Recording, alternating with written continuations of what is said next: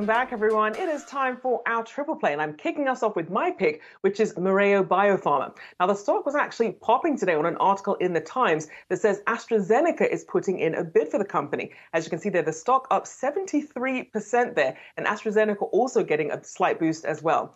Now, Mereo is a London-based US-listed company that specializes in therapies tied to cancer and orphan diseases. Now, these are the diseases designated by the FDA as deadly, but so rare that they struggle commercially. So they receive special financial benefits for developing safe and effective drugs.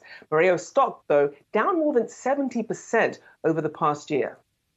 Yeah, Rachelle, we've been seeing AstraZeneca trying to expand its business. Mereo might be the right fit for the company. We know that they already have a partnership with Mereo, so they're very familiar with the brand. They aren't the only possible bidder here. In that report, it did mention that there might be some interest from other big players, notably Novartis is on that list. So it's far from a done deal. We'll have to see how that all shakes out.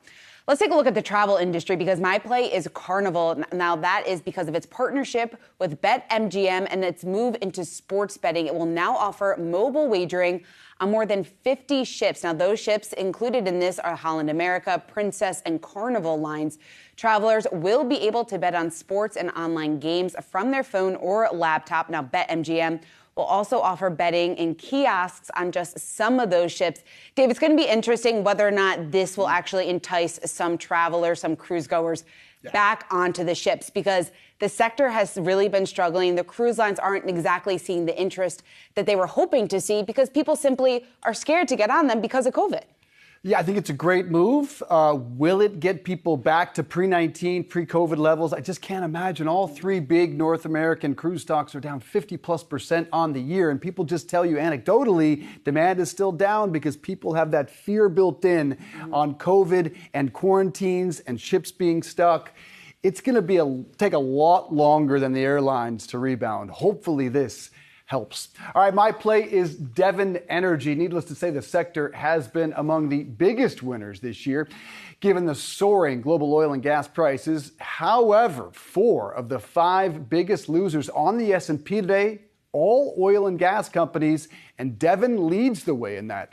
The energy sector only makes up about 5% of the overall S&P, but as of this morning, those stocks are up 39% in 2022. That's easily the best performing sector. But today, again, nobody down more than Devon Energy at the moment, down just below 8%.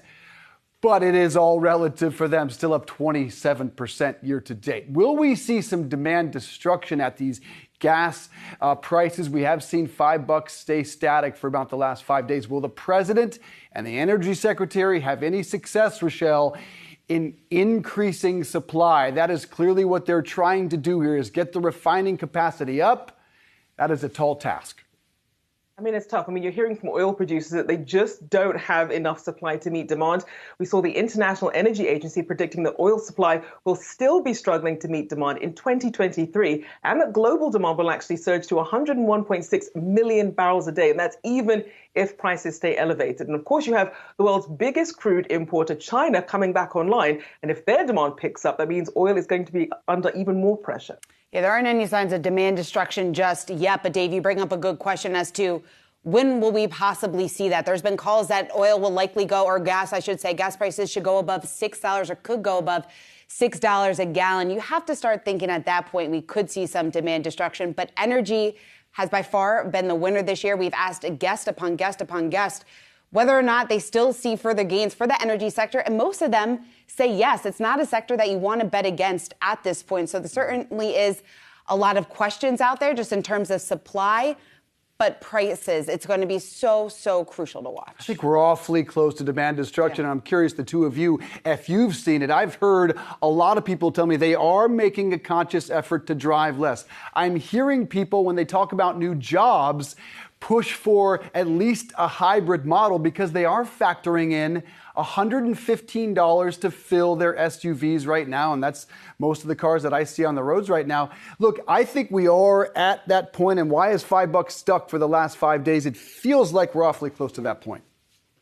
I mean, you think so, but at the end of the day, not everyone has the luxury of being able to work from home. Yeah. Sometimes it's a must. It's not a luxury. You still have to drive. So it'll be interesting to see how much demand destruction will kick in, because only certain people can really afford to stay home or perhaps even ask to perhaps work from home. It's not the case for everybody. So people are really still in a tough position. And especially right now, we're in the summer months. We know that's a very heavy travel season. A lot of people are taking road trips, especially at a time when airfare has soared like it has over the past couple of months. So maybe people will start adjusting their plans. Maybe they'll go maybe 30 minutes to an hour away instead of making that 3 to 4 hour trip. But certainly is something to watch and affecting all of our users or all of our viewers. Right? To your point, I think a lot of people are saying, hey, I'm still going to take that road trip because compared to airfares, a couple tanks of gas feels more tolerable right now given the price.